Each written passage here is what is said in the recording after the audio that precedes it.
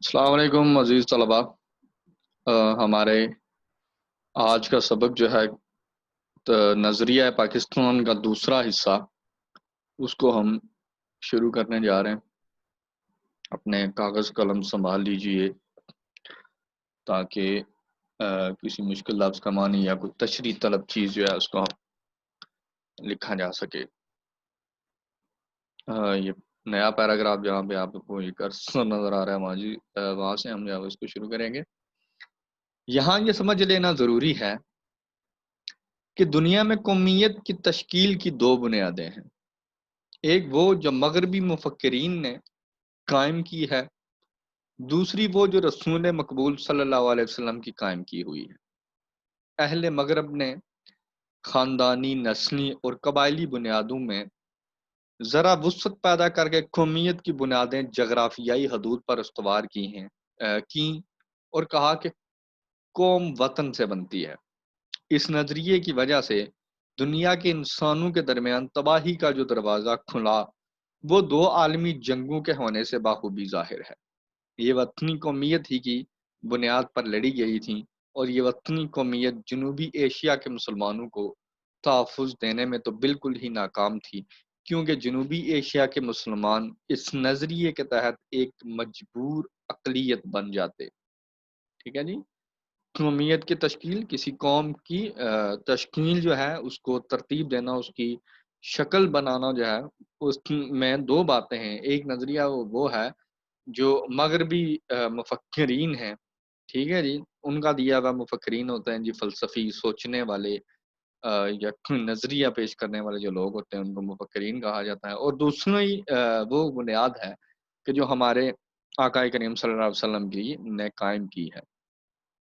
اہل مغرب ہیں جی، مغرب کے رہنے والے، یورپی ممالک کے رہنے والے لوگ، ٹھیک ہے جی۔ وسعت ہوتا ہے جی پھیلاؤ دے کر، بڑھا کر جغرافیائی حدود پر استوار کیا کہ جغرافیہ جو ہے اس کے اعتبار سے، یہ جغرافیے کی جو حدیں ہیں اس پر ان کی جو ہے وہ بنیاد رکھی ہے۔ ٹھیک ہے جی۔ قومیت کی دوسری بنیاد وہ ہے جو رسول مقبول صلی اللہ علیہ وسلم نے ملت اسلامیہ کی تشکیل کرتے وقت قائم فرمائی، کہ ملت اسلامیہ جو ہے ایک امت مسلمہ جو ہے، مسلمان قوم جو ہے، دین اسلام کے جو ماننے والے ہیں، ان کی جو ہے وہ قومیت کو بناتے وقت، اس کو جو ہے تشکیل دیتے وقت، نبی پاک صلی اللہ علیہ وسلم نے جو دوسری بنیاد تھی وہ قائم فرمائی، جو مغرب کے تصور قومیت سے جدا ہے۔ جو مغرب کیا قوم کا جو تصور ہے، جو اس سے اکثر جو ہے وہ الگ ہے۔ جیسا کہ علامہ اقبال نے بھی فرمایا ہے، اپنی ملت پر قیاس اقوام مغرب سے نہ کر، اپنی ملت پر قیاس اقوام مغرب سے نہ کر، خاص ہے ترکیب میں قوم رسول ہاشمی، ان کی جمعیت کا ہے ملک و نسب پر انحصار، قوت مذہب سے مستحکم ہے جمعیت تیری۔ مسلمانوں کی قومیت ایک نظریاتی قومیت ہے جو لا الہ الا اللہ پر قائم ہے، یعنی ایک نسل، رنگ اور وطن کی بنیاد پر نہیں ہے، بلکہ ایک نظریے کی بنیاد پر، ایک عقیدے، ایک کلمے کی بنیاد پر وجود میں آئی ہے۔ مسلمان قومیت جو ہے جی، وہ کسی ایک علاقے یا ایک مذہب یا ایک علاقے کے رہنے والے لوگوں پر جو ہے وہ مشتمل نہیں ہے، بلکہ وہ ایسے ہے کہ لا الہ الا اللہ پڑھنے والے جو ہیں وہ ایک قوم کی جو ہے وہ حیثیت رکھتے ہیں، وہ ایک جو ہے کہ ملت اسلامیہ کے جو ہے وہ فرد کی حیثیت رکھتے ہیں، جو بھی جو ہے سارے عالم میں، ساری دنیا میں جو بھی لا الہ الا اللہ کہنے والے ہیں وہ ایک قوم کا حصہ ہیں۔ اور اس نظریاتی پہلو کو نمایاں کرنے کے لیے اسے ملت کہا گیا ہے۔ ایسی نظریاتی قومیت جو کسی نظریے، کسی مقصد کے تحت جو ہے کہ جو قوم بنائی گئی ہو، نہ کہ وہ خود بخود کسی وہ جغرافیائی اعتبار سے جو ہے وجود میں آ گئی ہو۔ ہر نسل، ہر رنگ اور ہر جغرافیائی خطے کے لوگوں کے لیے جگہ ہوتی ہے، اور حقیقت یہ ہے کہ جنوبی ایشیا کے مسلمانوں کو، جن میں ہر نسل، ہر رنگ اور مختلف جغرافیائی خطوں کے، مختلف جغرافیائی علاقوں کے جو ہیں لوگ شامل ہیں، ایک ایسی قوم کے ماتحت اقلیت بن کر رہنا منظور نہ تھا جو اسلامی قومیت کے برعکس ذات پات، چھوت چھات اور بت پرستی کے بندنوں میں جکڑی ہوئی ہے. بندن ہوتا ہے جی رشتہ. ٹھیک ہے. تو مسلمانوں کے لیے جو ایک جو ہے کہ جب کسی جگہ وہ قوم جو کسی جغرافیائی تقسیم میں نہیں آتی، جو کسی ایک خطے پر جو ہے وہ مشتمل نہیں ہے، بلکہ وہ اس نظریے پر مشتمل ہے کہ لا الہ الا اللہ کہنے والے جو مسلمان ہیں وہ دنیا کے کسی بھی خطے میں آباد ہیں، وہ کسی بھی رنگ سے تعلق رکھتے ہیں، وہ کسی بھی قوم سے تعلق رکھتے ہیں. ٹھیک ہے. لیکن وہ جو ہے کہ اگر ان کا نظریہ لا الہ الا اللہ ہے تو وہ ایک قوم ہے، وہ ایک قومیت ہے.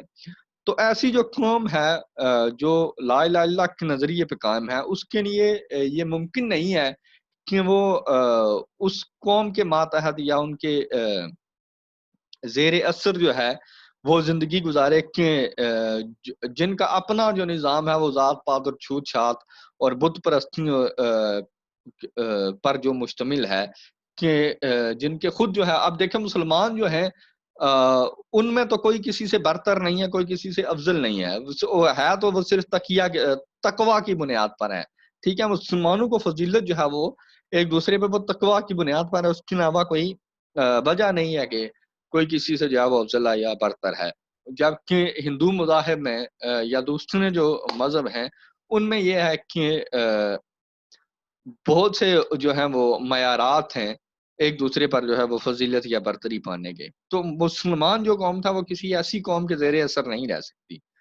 چنانچہ انہوں نے اپنی جداگانہ قومیت یعنی اسلامی قومیت کی بنیاد پر اپنے لیے ایک جدا وطن کا مطالبہ کیا، تقاضا کیا، جس میں وہ اپنے عقیدے، اپنے نظریے، اپنے طرز معاشرت ہوتا ہے جی، رہن سہن کے طور طریقے، رسوم اور روایات جو ہیں یا رہن سہن کا جو طرز عمل ہے، جو طریقہ ہے رہن سہن کا، وہ طرز معاشرت کہلاتا ہے، کے مطابق زندگی بسر کر سکیں اور ایک مسلمان کی حیثیت سے دور جدید کے چیلنج کا مقابلہ کر کے اپنے مستقبل کو سنواریں.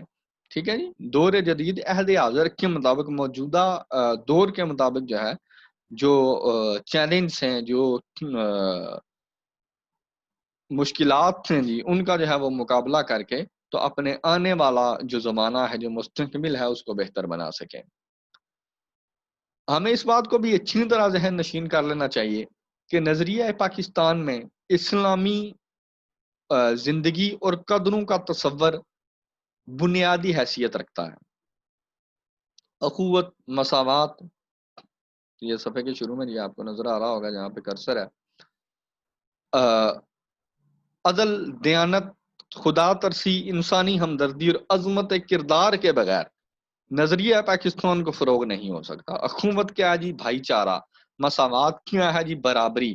عدل، دیانت جو ہے، عدل و انصاف ہو، دیانت داری، ایمانداری جو ہے وہ ہے. خدا ترسی ہے کہ انسان کے دل میں جو ہے وہ ترس ہو، ایک دوسرے کے لیے ہمدردی کے جو ہے وہ جذبات ہونا چاہیے، اور بلند کردار کے بغیر جو ہے وہ پاکستان کا نظریہ پاکستان جو ہے وہ تشکیل نہیں پاتا، اس کی ترقی و ترویج جو ہے وہ ممکن نہیں ہے.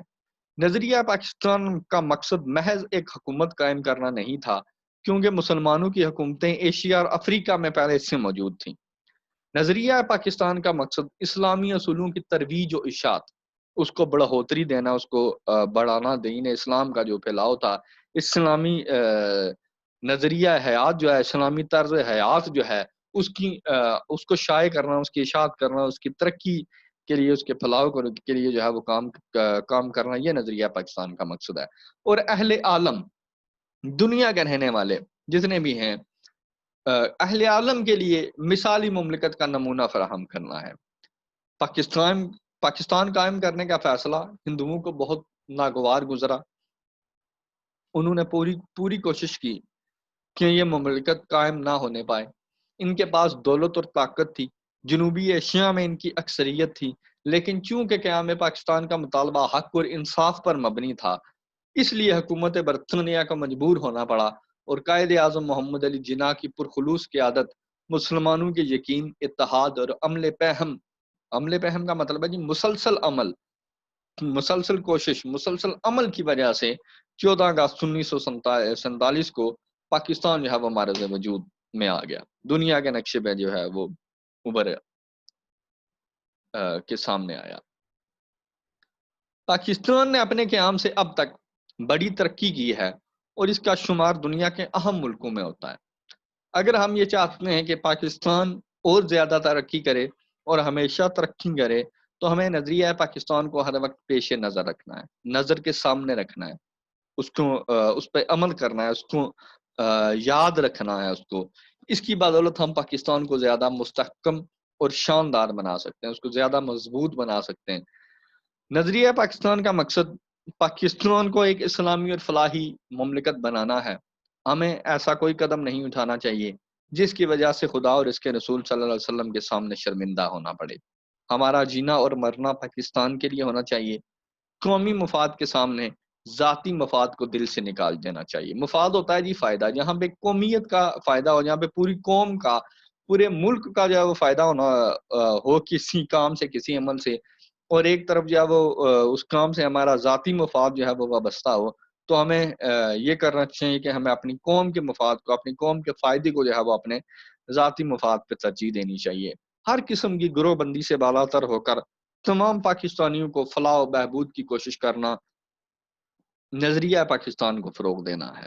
اگر ہم نے نظریہ پاکستان کو پیش نظر رکھا اور اپنے سیرت و کردار کو اس کے مطابق ڈھالنے کی کوشش کی تو دنیا کی دوسری قوموں میں بھی ہمیں امتیاز حاصل ہوگا، فرق ہوگا، برتری ہوگی، ایک الگ اور ممتاز مقام جو ہے وہ حاصل ہوگا، اور ہم اسلامی اصولوں کی روشنی میں پاکستان کو توانا، مستحکم، شاندار اور پرعظمت بنانے میں پوری طرح کامیاب ہوں گے انشاءاللہ۔ ہمارا سبق نظریہ پاکستان جو ہے وہ مکمل ہوا۔ آئندہ لیکچر میں جو ہے وہ اس کے خلاصے پہ بات کریں گے اور مشکل سوالات پہ جو ہے وہ بات ہوگی۔ اس کو ضرور دہرائیے گا۔ سوال آپ کامنٹس میں پوچھ سکتے ہیں، آپ میسیجز کے ذریعے سے پوچھ سکتے ہیں۔ تب تک کے لیے اجازت دیجیے، اپنا خیال رکھیے گا۔ اللہ حافظ۔